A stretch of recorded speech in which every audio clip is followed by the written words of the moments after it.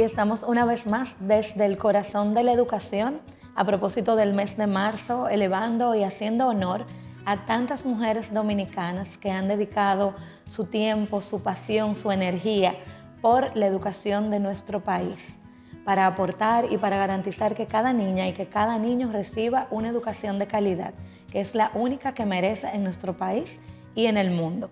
En la ocasión de hoy tenemos el honor y la alegría, además, de conversar con alguien que ha sido forjadora, fundadora y acompañante de esta lucha positiva por la educación de nuestro país. Me refiero a Amelia Vicini, quien nos acompaña el día de hoy para conversar sobre su pasión por la educación, una pasión que compartimos con toda la comunidad 512. Gracias, Amelia, por tu tiempo y por acompañarnos en esta ocasión. Gracias por la invitación. Es un honor hablar contigo en este formato. Sí. De tantas conversaciones interesantes por la educación todos estos años.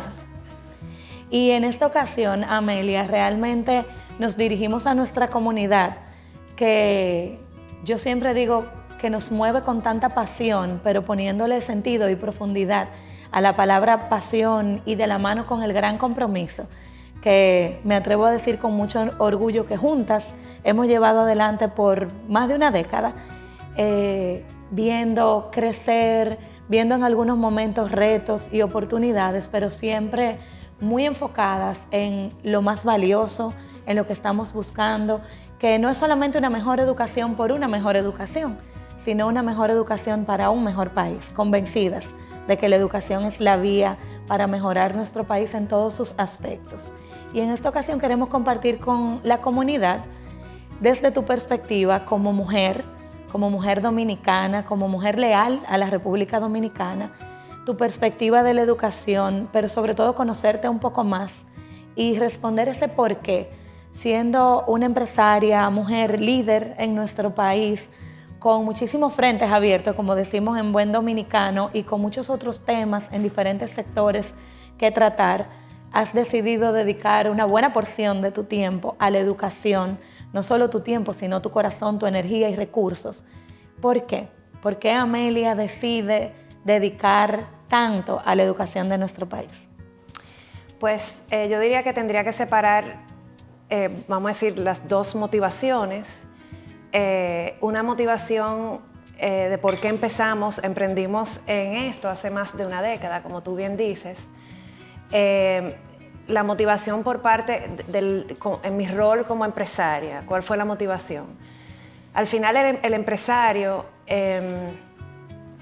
dirige una empresa, pero al final lo que hace todos los años es invertir para crecer un negocio, y esa inversión generalmente viene con algún riesgo, ¿verdad? Estás poniendo dinero a riesgo para ver si creces el emprendimiento, creces la empresa, logras contratar más personas, logras diversificarte. Y al final, como empresaria y como inversionista que apuesta al país en el largo plazo,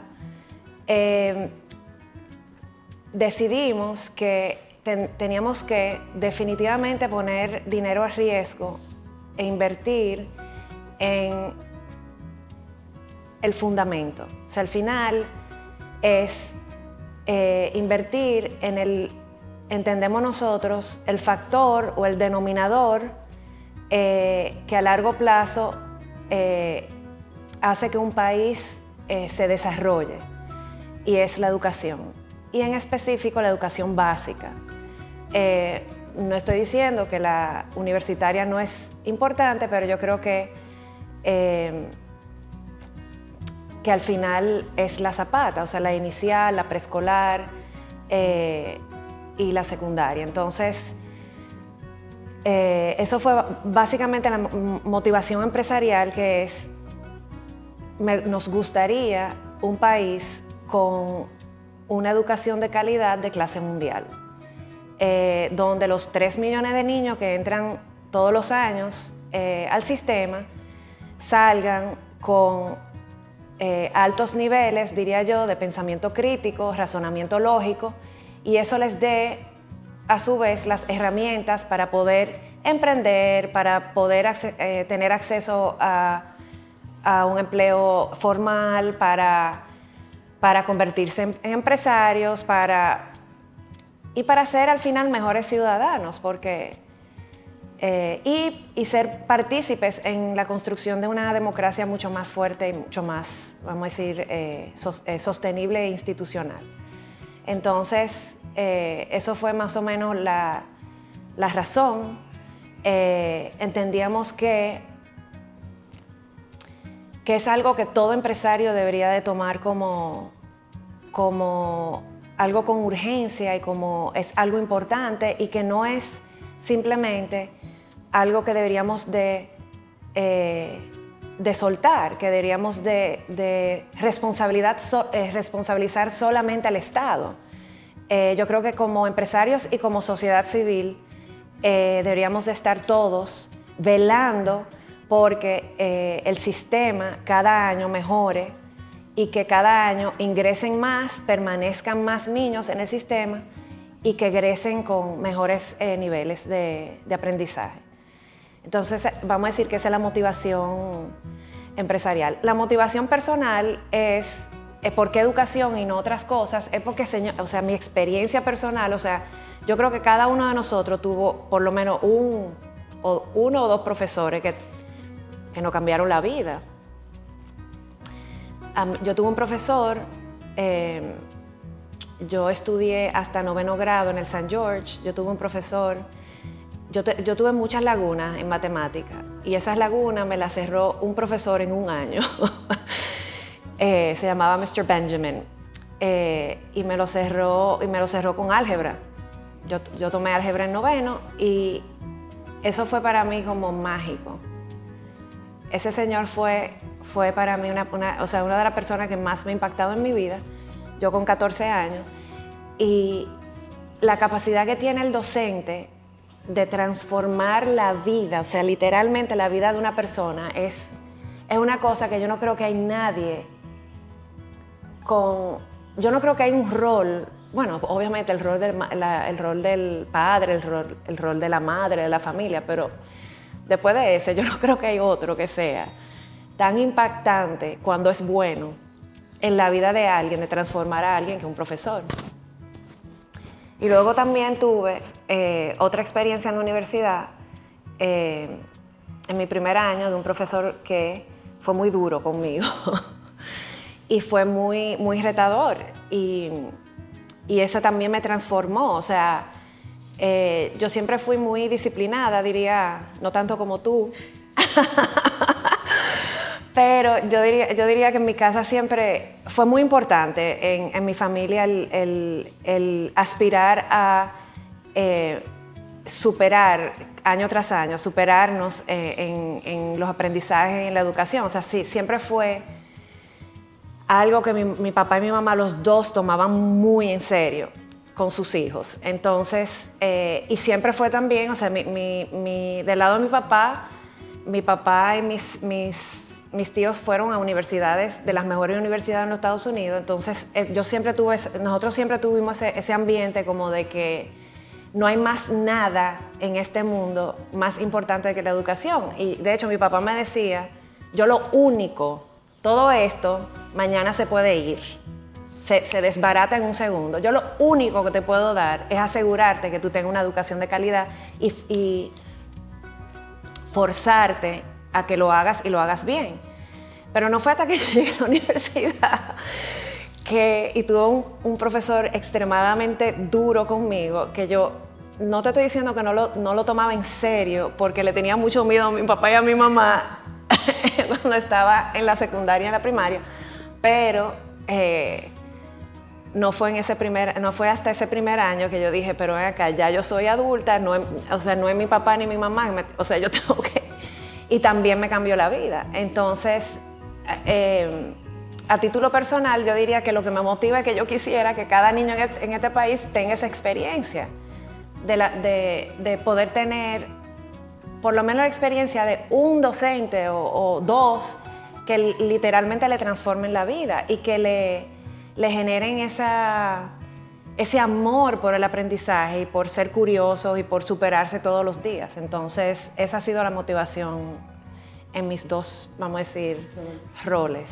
Excelente, gracias Amelia por compartirlo. Mencionas que uno de tus motivadores fue aspirar a una educación de clase mundial para nuestro país. Yo quiero repetirlo porque desde la comunidad educativa que tenemos el honor de gestionar, eso es lo que queremos. Una educación de clase mundial donde nuestros niños y niñas puedan estar a la altura o al nivel de conversación con cualquier otro niño del mundo. Y creemos que esa es la única educación que debemos ofrecerle. Como bien tú dices, no solamente desde el Estado, sino en un rol de compromiso compartido de la sociedad, del sector privado, del Estado. Y ojalá cada niño y cada niña tenga un Mr. Benjamin que pueda hacerles recuperar la ilusión por la matemática o por cualquier otra asignatura. Luego tú te vas a un profesor que reta, mencionas cosas muy específicas que nos ayudan a entender un poco mejor el porqué de tu decisión, porque notamos que entiendes perfectamente lo que es una educación de calidad, el pensamiento crítico, la profundidad, el retarte, no hacer los favores o tan simple el aprendizaje, sino hacerlo retador y que llegue un momento donde mamá y papá ya pueden descansar porque uno autogestiona la necesidad de aprender. Ese es el ideal de la educación en el mundo y en nuestro caso eso fue de la lo que yo quise dominicana. decir, pero no tan, tú sabes, elocuentemente como... No, excelente. Yo solamente lo puntualizo porque me parece brillante compartir eso con la comunidad, porque fíjate que de los miles de maestros que nos escuchan, cada uno de ellos puede ser ese Mr. Benjamin y recordar que no es ponérselo fácil a los estudiantes, sino retarlo lo suficiente para llevarlo siempre a un nivel mayor, no de competencia con otros, sino de competencia con ellos mismos. Yo también quiero comentar que, tal como dices, un maestro puede transformar la vida de una persona para bien o para mal. Y el compromiso es siempre despertarnos, reiterándonos que si decidimos esta carrera es porque queremos transformar siempre para bien. Y me llama la atención, Amelia, justamente porque estamos celebrando el mes de la mujer, que tus dos referentes de profesores son hombres. Y qué bueno, porque en nuestro país el 80% de la población docente son mujeres. Y me gustaría saber tu perspectiva sobre eso, sobre el rol de la mujer en educación, lo que aporta y cómo visualizas también el rol del hombre en el sistema educativo dominicano de manera particular. Bueno, yo creo que la palabra equidad, ¿verdad? aplica en ambos casos. Yo creo que bueno, vamos a pensar, vamos a decir, en por qué el rol tradicional, por qué ese 80%. Y quizás me imagino que hay un sesgo cultural, ¿verdad? De que el enseñar tiene un componente de cuidado, ¿verdad? Y quizás aplica más a, vamos a decir, tradicionalmente a lo que es el rol de la mujer, ¿verdad? Pero ¿por qué no? Un hombre puede ser cuidador, puede ser, estoy buscando la palabra correcta, en inglés la palabra es nurture, ¿verdad? Excúsame el Spanglish, pero es una persona que cuida por otro, ¿verdad? Y enseñar también, o sea, ¿por qué no? ¿Por qué no? Y yo creo que debería de ser lo suficientemente valorado para que ese 80% sea 50-50, ¿verdad? Y que sea una carrera lo suficientemente retadora y atractiva para que más hombres se atrevan a emprenderla, ¿verdad? Entonces, de nuevo, o sea, ese concepto de la equidad va para... Yo lo que me pregunto es, ¿por qué es el inverso ya en los roles de liderazgo? O sea, ¿por qué son menos las mujeres en el sector que tienen, vamos a decir, el rol de dirigir y ser rectores del sistema? O sea, sí hemos tenido ministras y viceministras, pero preponderantemente son, hombres. Entiendo yo, hombres. Entonces, yo creo que el liderar un aula, ya de por sí, y hacerlo bien, ya de por sí te genera un aprendizaje de por vida, ¿verdad?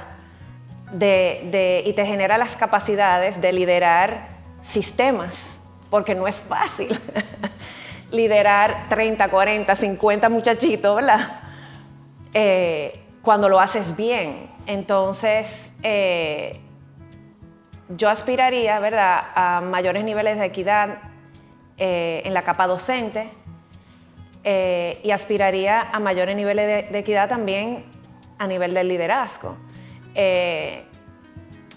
Yo creo que es, de nuevo, la carrera más retadora. O sea, no hay nada, salvo ser mamá y salvo ser papá, creo que no hay nada, yo entiendo yo que no hay nada que sea más retador que ser un docente. Y creo que cuando haya mayores niveles de equidad, yo creo que es mejor para el sistema, al final, porque cada quien trae su propia trayectoria, su propia experiencia, al sistema. Entonces, yo creo que esos sesgos, real y efectivamente, no es que sean malos, pero, ¿verdad? Yo creo que hay un valor agregado exponencial en generar algún nivel de equidad en el sistema.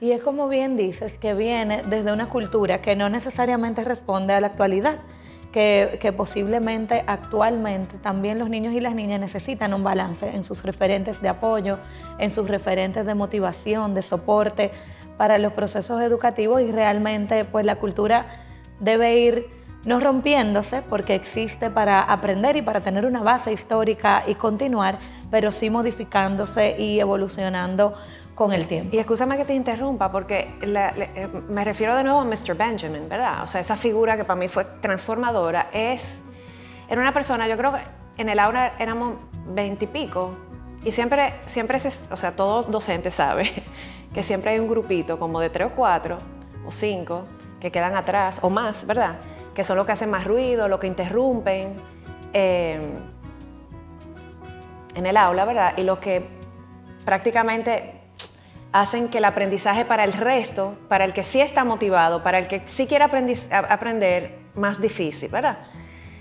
Yo creo que recuerdo que en pocos meses, ese profesor logró, o sea, Angie, yo no te puedo explicar, o sea, era el grupo entero,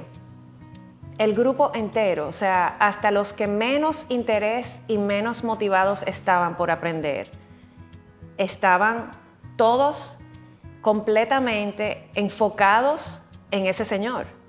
Y él se movía, no era que estaba, o sea, se movía. Y yo creo que ahí, hasta el peor estudiante, como que el que clásicamente uno sabía que era el que siempre se quemaba, ¿verdad?, terminó pasando y con buenas calificaciones. Pero ¿qué pasa? Este profesor era exigente, pero también era cuidador. O sea, yo creo que el componente, y eso lo hemos hablado antes, el componente más importante que yo creo que él tenía era la suficiente inteligencia emocional como para saber cómo capturar la atención y cómo motivar al que estaba completamente desmotivado y no quería estar ahí, quería estar en otras cosas. Entonces, no es verdad que es solamente la profesora o la mujer que sabe y que tiene ese componente de cuidado y la suficiente inteligencia emocional como para cuidar del niño o cuidar del joven, ¿verdad? Porque para mí él era una mamá, o sea, era retador, pero era una mamá, o sea, él verdaderamente quería que todos en ese aula aprendiéramos y saliéramos de ahí transformados. O sea, que no es un tema necesariamente de género, es un tema del rol del docente. Del docente, ¿verdad? Y es un tema individual. O sea, lo que motiva al docente a querer estudiar la carrera y que para mí es de las cosas más loables del mundo, es independientemente del género, creo que. Independientemente, sí. Abordas un punto muy importante y sobre todo un mensaje claro, porque el sistema le hace falta ese balance, sobre todo en los grados de los más pequeños. Vamos a decir que en secundaria hay algún tipo de acercamiento al balance. Para inicial y primaria, históricamente, ha sido tal como comentas, pero es un buen mensaje, no solamente para que los que nos escuchan se motiven a la carrera de educación, incluso los hombres que están todavía dudosos porque culturalmente no es tan aceptado todavía, a pesar de los años que han pasado, pero también para que nuestro sistema atienda la necesidad de hacer más atractivo e interesante la carrera, y esto significa todo un mundo de conversación, más atractiva la carrera, no solamente en las posiciones, en los ingresos de los docentes, sino más atractiva la carrera en cuanto a los retos de una carrera que te rete, valga la redundancia, que te obligue a profundizar, que incluya componentes científicos y que haga que sea igualmente retador para ambos.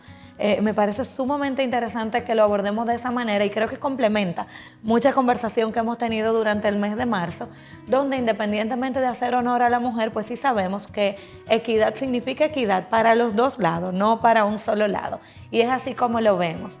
Pero moviéndonos un poquito, Amelia, a lo largo de tu vida y ya no necesariamente en el entorno educativo, en tu experiencia escolar, sino en tu vida, ¿alguna mujer o algunas mujeres que tú consideres que te han impactado para que tú llegues a ser quien eres el día de hoy? Si quisieras compartirnos alguna experiencia. Bueno, son muchas. Yo te diría que actualmente mi figura, ¿verdad? A la que siempre es precisamente María Amalia. Es como que alguien que cada cierto tiempo, por lo menos 1 o 2 veces al mes, la veo y digo, cuando yo sea grande yo quiero ser así. Pero han habido, referentes, yo creo que a nivel personal, definitivamente, tanto en mi carrera aquí en República Dominicana como cuando vivía en Nueva York, siempre eran yo diría mis compañeras, o sea, las que te motivaban mis amigas, compañeras de trabajo que te motivaban a seguir empujando. Y yo creo como empresaria es simplemente ver a otras líderes, no solamente en el sector empresarial, sino en todos los ámbitos. Y son personas que uno las estudia, las ve cómo se comportan y dicen yo quiero ser así cuando yo sea grande. Pero recientemente, definitivamente María Amalia es alguien que es un referente para mí, es una inspiración en su forma de ser, en su forma de liderar y en su forma y en su trato con la gente. Y ha sido así por muchos años, o sea que... Y hace falta siempre tener algunos referentes y algunos pares, tal como tú indicas, porque como el día a día es complejo, pues entonces uno ve hacia dónde quisiera llegar, pero también de quién me agarro para seguir caminando. En el trayecto, exacto. Sí, es una muy buena forma.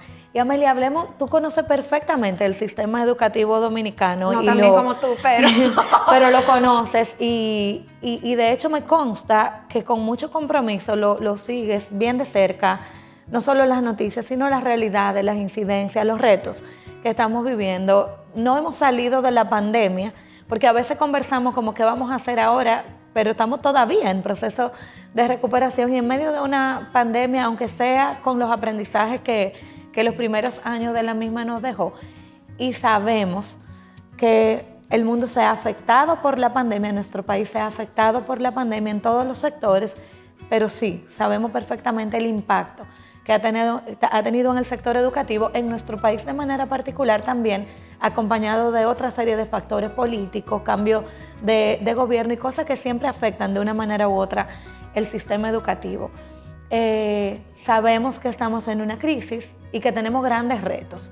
Nos gustaría escuchar desde tu perspectiva, ¿cuáles son esos retos más importantes que ves en la actualidad en el sistema, tanto por pandemia o por lo que venimos trabajando todos estos años en una lucha constante? ¿Qué está pasando en nuestro sistema educativo el día de hoy? Bueno, como tú bien sabes, son múltiples los retos, ¿verdad? Yo creo que en medio de una crisis, ¿verdad? donde son múltiples los frentes, ¿verdad? Y uno se puede ahogar en un vaso de agua porque son tantos.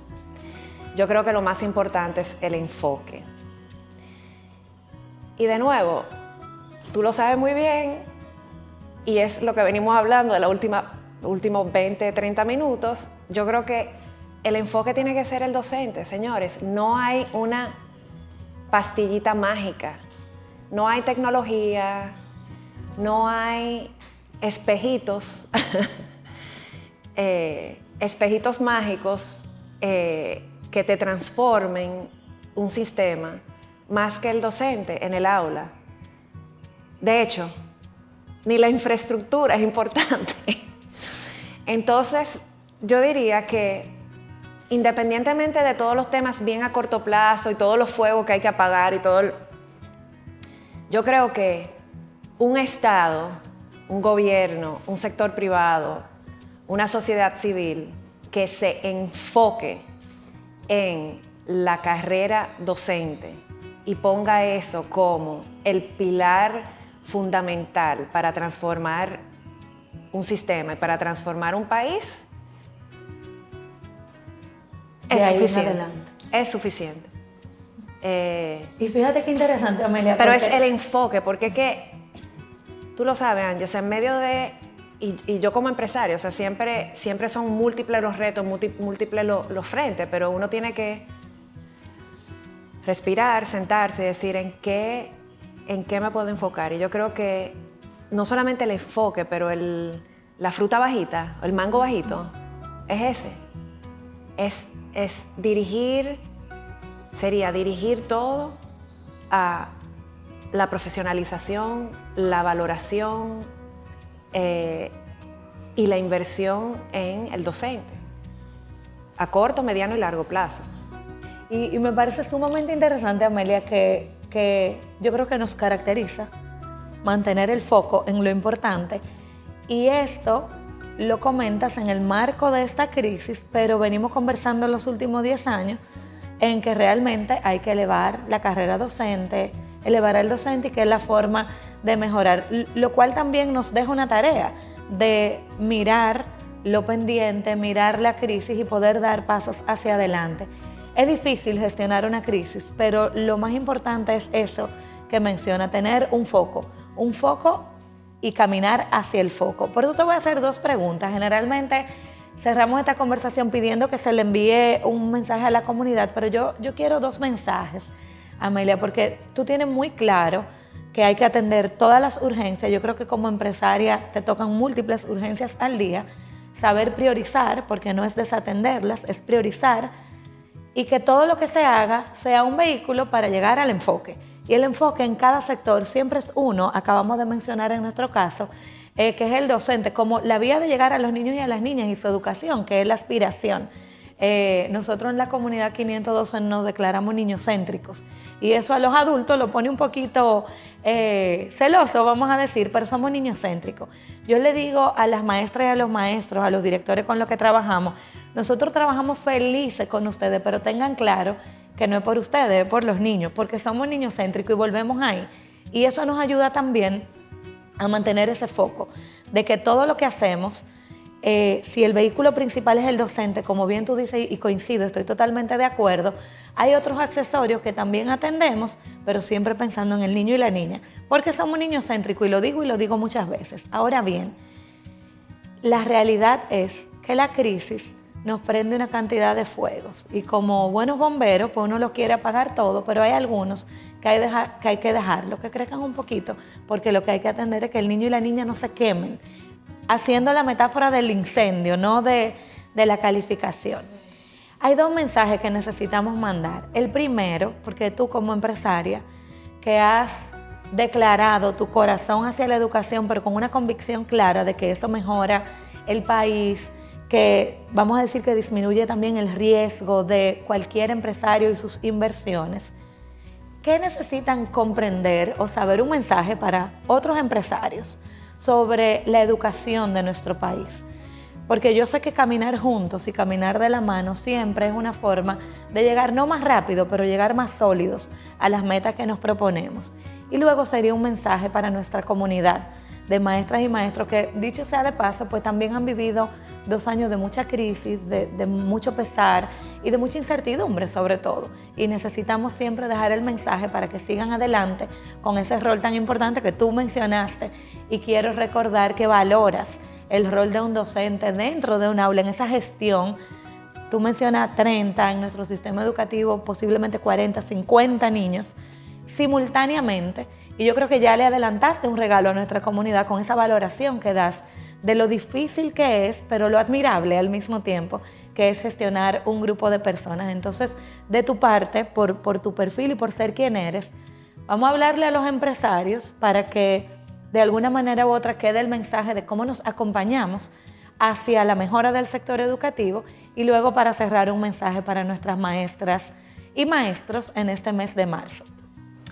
Bueno, yo diría que el sector empresarial y el empresario, el mensaje sería un mensaje de urgencia, o sea, de extrema urgencia. O sea, si la educación ha sido por siglos, ¿verdad?, sumamente importante en el desarrollo de los países, yo creo que en este aceleramiento, ¿verdad?, en la época que vivimos, ¿verdad?, que son ¿cómo que se llaman?, de brincos cuánticos, ¿verdad?, donde real y efectivamente en muy pocos años no hay producto, no hay servicio más importante que el talento. O sea, al final estamos moviéndonos a la era donde la persona es lo más importante y las herramientas que trae esa persona es lo más importante para el desarrollo de los países. O sea, donde precisamente por la comodificación de la información, lo que es el pensamiento crítico y lo que es el razonamiento lógico son las dos herramientas que te diferenciarán una persona distintiva versus una persona, vamos a decir, promedio, diría yo. Entonces, si estamos haciendo estos brincos cuánticos hacia la era del talento, estamos muy retrasados, muy retrasados. Entonces, yo creo que es urgente que el sector empresarial,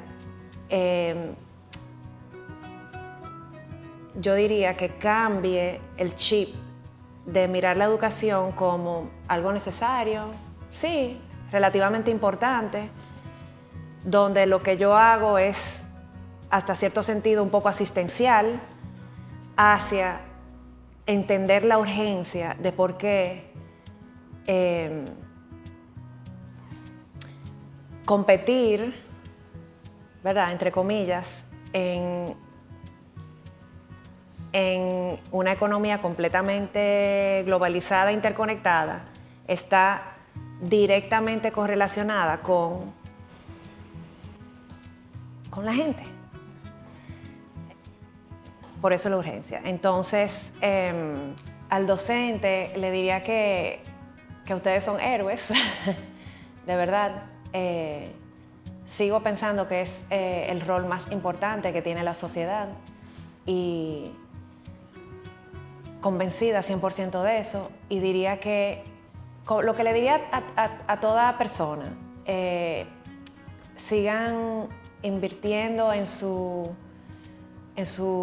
educación continua, en su preparación, sigan pensando y sigan entendiendo que es definitivamente el rol más importante que tenemos en una sociedad, el de formar y transformar a niños, niñas y jóvenes. Gracias, Amelia. Para nosotros, como siempre, es un honor hablar contigo en cualquier contexto. En esta entrevista mucho más, porque no se queda entre nosotros, sino que llega al corazón de la educación, que son las maestras, los maestros, los directores, incluso familias que nos ven y nos siguen. y escuchan este mensaje tan importante, posicionas que por fin, quiero agregar que por fin llegamos a la era donde el talento es lo más importante. Cuando dices talento son las personas, y que esas personas, para además de ser personas, ser talentosas, ser integrales, ser seres humanos completos con oportunidades, necesitan pasar por un sistema educativo de calidad, de clase mundial, como dijiste al principio, que me encantó, porque ese es el sistema educativo que queremos. ¿Y por qué no? O sea, ¿por qué no? Se puede. Porque que se puede. Entonces, claro. ¿Por qué no aspirar a eso? O sea, ¿por qué no decir que el ISFODOSU, ¿verdad?, es una universidad de clase mundial, ¿verdad? Sí, que es referente, que puede ser copiada por otros países, que tiene buenas prácticas y que de ahí salen los que nos van a ayudar a que de verdad nuestro sistema educativo sea de clase mundial, porque son los docentes, como tú bien dices, los más importantes para lograr toda esta educación. Realmente siempre es un lujo conversar por teléfono, por WhatsApp, por cualquier canal, en persona mucho más, y dejar este mensaje a nuestra comunidad de docentes, a los empresarios, que nos acompañemos, que nos enfoquemos, que decidamos y atendamos esta urgencia, con urgencia, pero también con algo que mencionabas al principio y que es característico de la institución a la que con mucho orgullo pertenecemos, y es el largo plazo, porque el inmediatismo tampoco conviene en educación. Sí, tener inmediatamente claro hacia dónde vamos es muy importante, pero saber que el recorrido que hay que hacer para llegar toma tiempo, y estar dispuestos a invertir ese tiempo, a dedicarnos, es solamente así que se puede. Es un sueño que no se logra soñando, sino trabajando mucho diariamente, levantándonos todo el tiempo con esa red de soporte que también mencionabas cuando comentaste. O sea, no quiere decir que no pueden haber saltos cuánticos y rápidos en el sistema, pero la apuesta es a largo plazo. Las transformaciones en la educación se dan de generación en generación, entonces no hay espejito mágico, no hay pastilla, o sea, no hay... Pero desafortunadamente. Sin embargo, tenemos una ventaja que, bueno, que ha batido el mundo y ha sido triste y ha sido crítico, que es la pandemia, y no podemos como quitarle lo negativo que ha traído la pandemia. Sin embargo, también ha abierto muchas puertas de oportunidad, de innovación, de reacción incluso inmediata. En el sistema educativo de manera particular hemos aprendido cuántas cosas sí se pueden, que eran un no absoluto antes de la pandemia. Nosotros, yo quiero comentarlo, pero era casi imposible convocar en línea a nuestros docentes por dificultades de acceso, por dificultad de equipo, pero por dificultad de deseo y acción. Muchas veces teniendo el internet y teniendo el equipo decían, no, a mí que me convoquen y yo me movilizo. Y la logística que implicaba movilizar 1,000 profesores y el tope de 1,000 se ha transformado en, a veces convocamos 10,000 y los 10,000 se conectan y los 10,000 conversan por grupo de WhatsApp y se han creado redes. Entonces, ese salto cuántico que no son espejitos porque no es sencillo, es mucho trabajo, pero vamos a decir que tenemos que abrazar el impulso que la pandemia nos da para ver el lado positivo. También todas las crisis, todas en la historia de la humanidad, son las que han sido la antesala de la innovación. Y hay que innovar en el sistema educativo y dar respuesta a esta realidad para poder ir logrando poco a poco, sabiendo que el horizonte es lejano, pero que cada ganancia es un paso a la vez. Y eso significa no descansar en ese recorrido que tenemos que hacer. Ojalá mucha gente se sume, muchas empresas se sumen y los docentes también entiendan su rol y lo entiendan con dignidad para entender que su profesionalización, ese autodesarrollo y autoaprendizaje también es parte de las obligaciones y los compromisos que tenemos.